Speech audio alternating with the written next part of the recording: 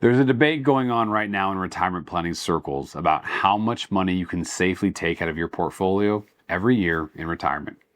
Some people will tell you it's 8%. Some will tell you it's 4%. Some will tell you it depends. They're all sort of right and they're all sort of wrong. And the reason has nothing to do with any of the numbers being thrown around. Let me explain.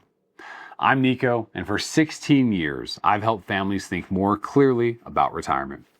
For decades, the standard answer to how much can I safely withdraw from my portfolio in retirement was about 4%. The number came from a study in the 1990s by a financial planner named Bill Bengen. He looked at historical market returns and worked out that if you took 4% of your portfolio in the very first year of retirement and then adjusted that amount for inflation each year afterwards, you had a very high probability of not running out of money over at least a 30-year period. That 4% number became the standard. Almost every plan you've ever seen was built around that withdrawal rate, and it was rooted in that study. In the last few years, though, the number has been challenged from all directions. You'll see numbers thrown around, 8%, 6%, 5%, 3%. Everybody has a take. Here's what I want you to understand. The whole debate is the wrong debate. Before we even get to the withdrawal rate question, there's an upstream problem that I need to flag, because it's the thing that makes the 8% number sound reasonable to people who hear it. The argument goes something like this. The stock market has averaged around 10 to 12% a year over the long run. So if your portfolio grows by 12% and you take out 8%, you should still be left with 4%, right? That's the math. And on paper, it looks fine. Here's the problem. Average return and actual return are two completely different things, and confusing them is one of the most expensive mistakes you can make in retirement planning. Let me show you what I mean. If your portfolio goes up, let's say 50% one year, and then goes down 50% the next year, what's your average return? 0, right? Plus 50 minus 50 divided by 2 equals 0. But what's your actual return? If you started with $100,000 and went up to $150,000 in 1 year and then lost half of that in year 2, you're sitting at about $75,000. You didn't break even, you're down 25%. The average says you didn't lose anything, and the reality is you lost a quarter of your money. The gap between average return and actual return is called variance drag, and it shows up in every portfolio that isn't a straight line. Real markets are not straight lines. Real markets go up 20% some years, down 15% other years, sideways for stretches, and the average over a 30-year period might be 10%. But the actual experience, the sequence of those returns interacting with each other, produces a real return that's usually lower than the average suggests. Now layer withdrawals on top of that and the gap gets wider, because every dollar you pull out during a down year is a dollar you can never get back into the recovery. That's where sequence of return risk comes to play. The reason I said it's the wrong debate regarding single safe withdrawal rates is that only a safe withdrawal rate exists for your specific plan, in your specific market condition, with your specific tax bracket, with your specific income sources, with your specific life expectancy. A blanket withdrawal rate is a shortcut for people who haven't done the planning. And shortcuts in retirement income are how plans break. Let me give you the example that matters most. It's called sequence of return risk, and it's the single most underdiscussed risk in retirement. Imagine two people, same starting portfolio, same lifetime average return, same withdrawal rate. The only difference between them is the order in which their returns happen. The first person retires into a strong market. Their first 5 years are good. Their portfolio grows even as they're taking withdrawals. And by year 10, they're in a great shape, even though they've been spending money the whole time. The second person retires into a downturn. Their first 3 years are bad.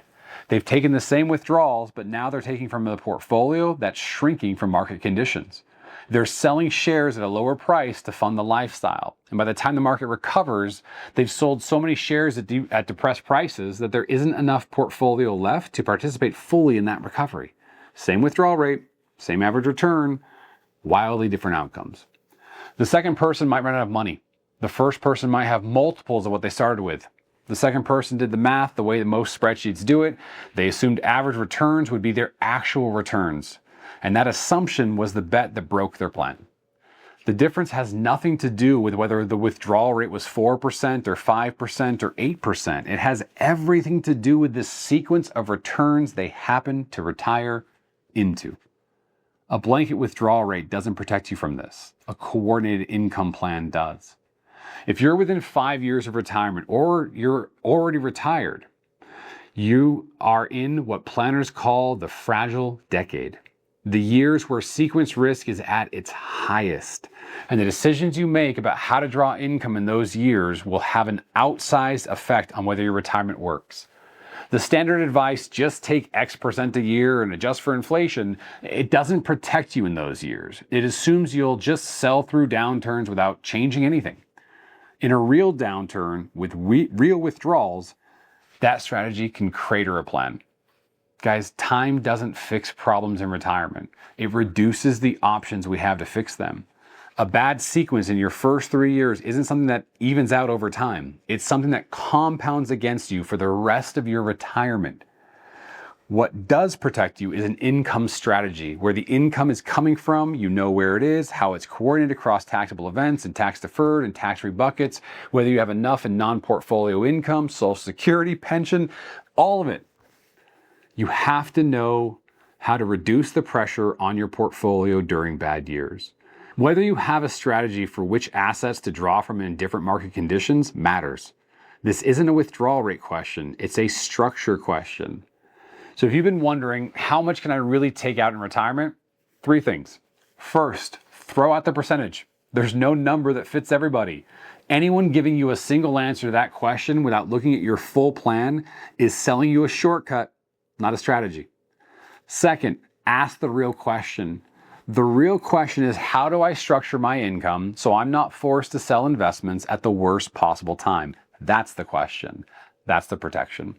And then third, if you're within 10 years of retirement on either side, get your plan stress tested against bad sequence scenarios. Specifically, what happens to my plan if the first 3 years of my retirement look like 2008?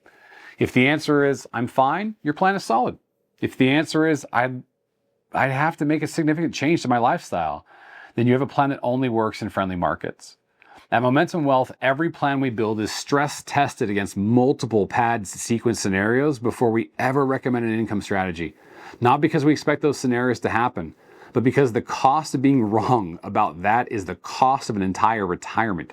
And a plan that only works if the market behaves is not a plan, it's a bet.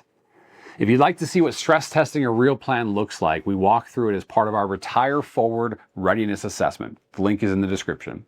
But whether you do that with us or somebody else, please don't pick a number off the internet and call it a plan. As I tell every family that comes through the door, I want a plan, not a hope. Make sure you have one. I'm Nico. Thanks for watching.